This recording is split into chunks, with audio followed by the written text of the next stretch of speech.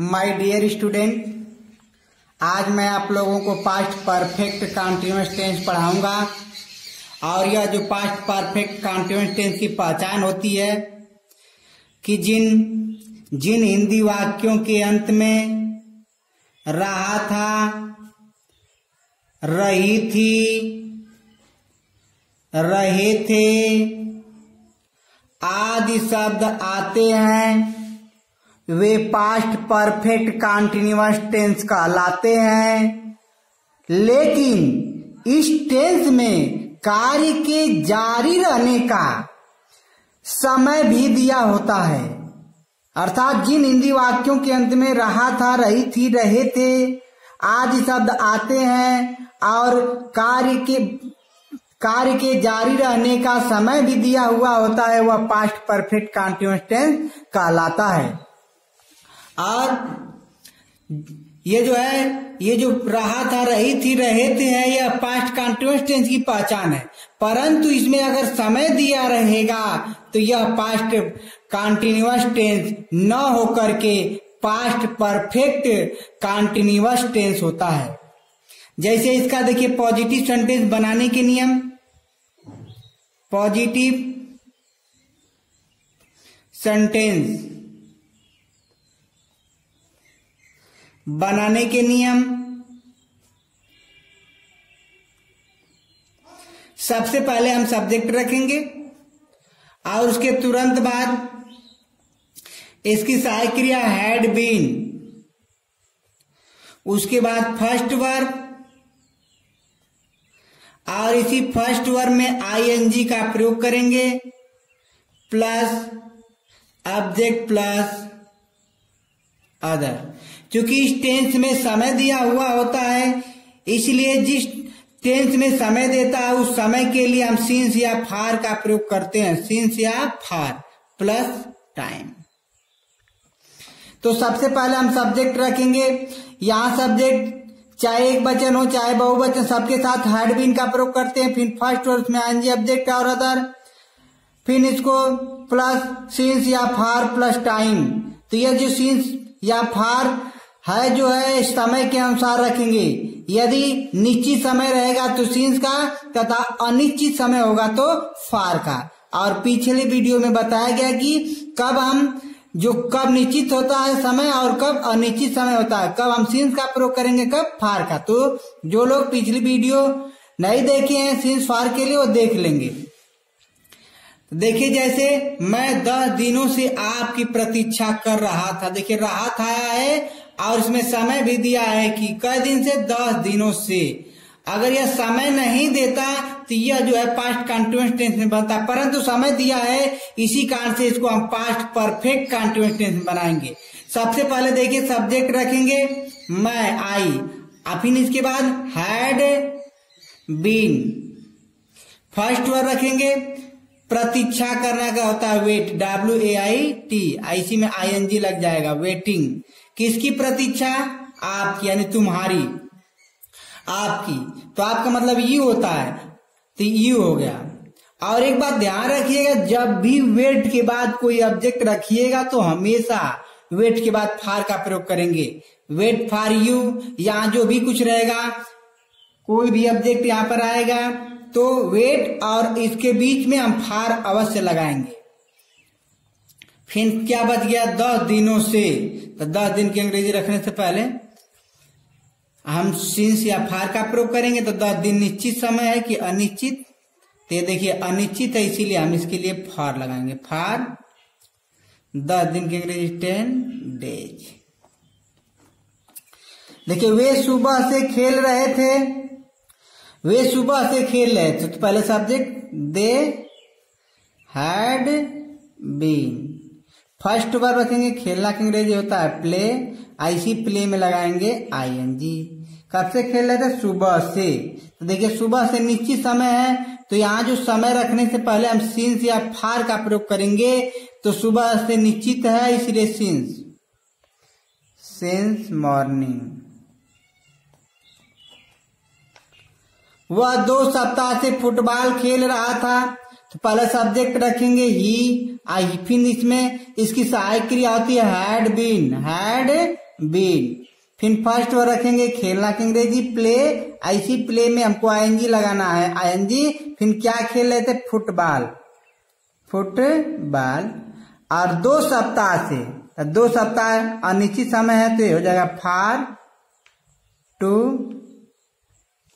Weeks, WEEKS week.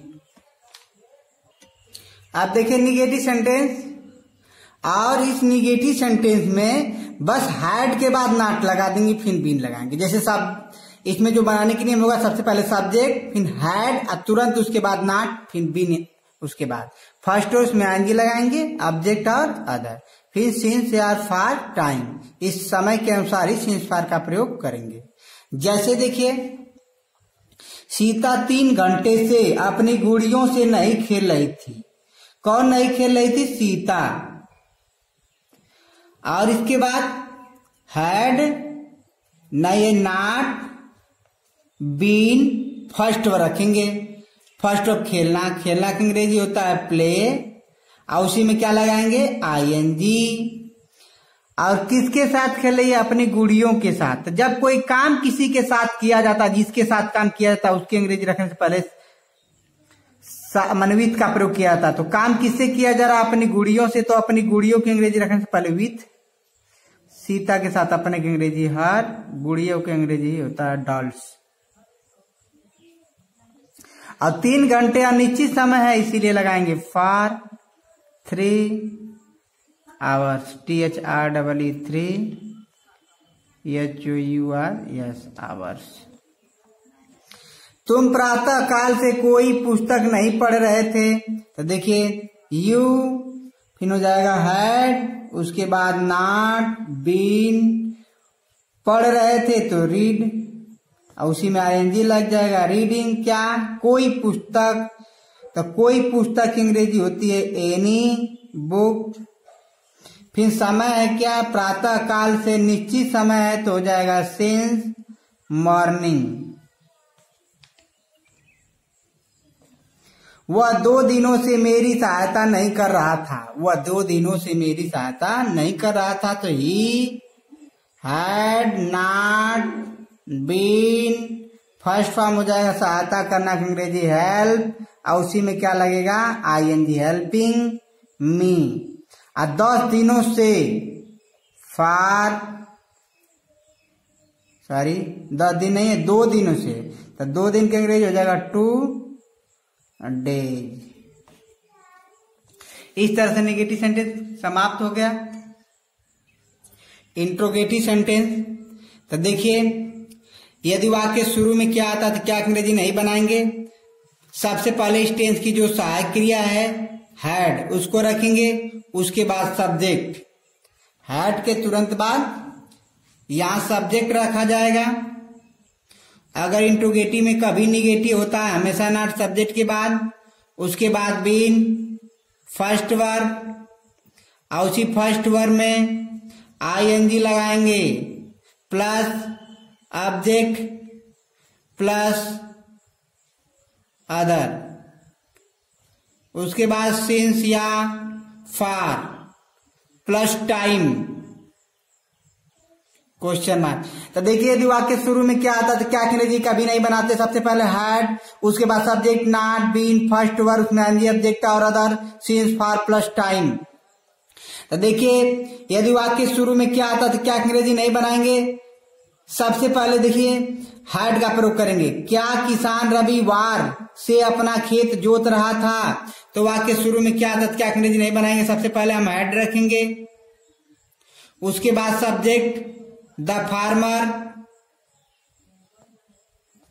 Not नहीं है, उसके बाद बीन, फिर फर्स्ट वर्ब रखेंगे जोतना का, प्लाउ PLOUGHING, उसमें लगा देंगे। क्या जोत रहा अपना खेत, फार्मर के अनुसार हिज फील्ड, और कब से, रविवार से, तो जो रविवार है या निश्चित समय है तो निश्चित समय के लिए सिंस संडे क्वेश्चन मार्क। देखिए, क्या सुरेंद्र इस मकान में सन 1980 से नहीं रह रहा था? तो वाक्य शुरू में क्या आता, क्या अंग्रेजी नहीं बनाते हैं। सबसे पहले हम हेड रखेंगे, उसके बाद सब्जेक्ट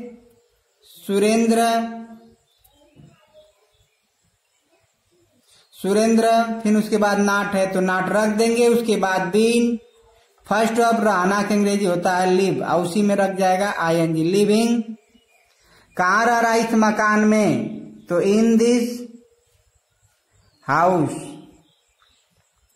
और फिर इसके बाद सन 1990 से, तो ये निश्चित समय है तो क्या हो जाएगा? सिंस 1990। फिर देखिए, यदि वाक्य शुरू में क्या ना कर क्या क्यों कैसे वाक्य बीच में आता, सबसे पहले उसकी अंग्रेजी रखेंगे। तो देखिए, वे 1 महीने से क्या कर रहे थे? तो वाक्य शुरू में क्या ना कर क्या क्यों कैसे वाक्य बीच में आता, सबसे पहले उसकी अंग्रेजी रखेंगे। तो क्या की अंग्रेजी हो जाएगा? व्हाट। उसके बाद होगा हैड। उसके बाद सब्जेक्ट किसका है? वे की अंग्रेजी हो जाएगा दे। उसके बाद बीन, फर्स्ट वर्ड रखेंगे करना का डू, और उसी में ING लगा देंगे डूइंग। और समय क्या दिया है? बचा है 1 महीने से, तो 1 में अनिश्चित होता है तो इसके लिए फॉर अ मंथ। क्वेश्चन। और इसी तरह से यदि इसमें कौन आता है तो कौन की अंग्रेजी बताया गया है, किसी टेंस में आएगा, टेंस में तब तक आएगा तो कौन की अंग्रेजी लिखेंगे। यहीं पे सबसे पहले हु स्वयं कर्ता का काम करता है, और जब ये कर्ता का काम करता है तो ये सब्जेक्ट नहीं रहेगा। तो हु के तुरंत बाद had, not, been, first word में ING ऑब्जेक्ट और अदर, फिर निश्चित समय के लिए सिंस तथा निश्चित समय के लिए फॉर प्लस टाइम। तो कौन की अंग्रेजी सबसे पहले लिखेंगे? हु। उसके बाद हैड, नॉट नहीं है छोड़ देंगे। उसके बाद बीन, फिर फर्स्ट वर्ब पढ़ाना का अंग्रेजी होता है टीच, और उसी में लगाएंगे ING टीचिंग। किसे? उसे, हिम। और 2 वर्ष से, तो वो 2 वर्ष से अनिश्चित समय है, इसीलिए हो जाएगा फॉर 2 years। क्वेश्चन। लेकिन इसमें एक बात अभी बताया गया कि समय दिया रहेगा तभी रहा था, रही थी, रहे थे रहेगा, और समय दिया रहेगा तभी पास्ट परफेक्ट कंटीन्यूअस टेंस कहलाएगा। लेकिन ध्यान रखिएगा, एक नोट में इसको जान जाइएगा कि देखिए नोट में इसको जब हिंदी क्रिया के अंत में ता रहा था, ती रही थी, ते रहे थे, रहता है तब, रहता है तब, इन क्रियाओं का अनुवाद पास्ट परफेक्ट कंटीन्यूअस टेंस में होता है। इसमें समय नहीं दिया रहेगा, लेकिन ता रहा था, ती रही थी, ते रहे थे दिया रहेगा, तो वह पास्ट परफेक्ट कंटीन्यूअस टेंस में ही इसका अनुवाद बनाएंगे। जैसे देखिए, वह लिखता रहा था, लिखता रहा था आया, तो पहले सब्जेक्ट ही, फिर उसके बाद हैड बीन, फर्स्ट वर्ब लिखना का होता है राइट, और उसी में लग जाएगा ING राइटिंग। वे खाते रहे थे, देखिए ते रहे थे, तो दे हैड बीन, फिर इसके बाद फर्स्ट वर्ब खाना का होता है ईट, उसमें लग जाएगा ING ईटिंग। इस तरह। Thank for watching this video.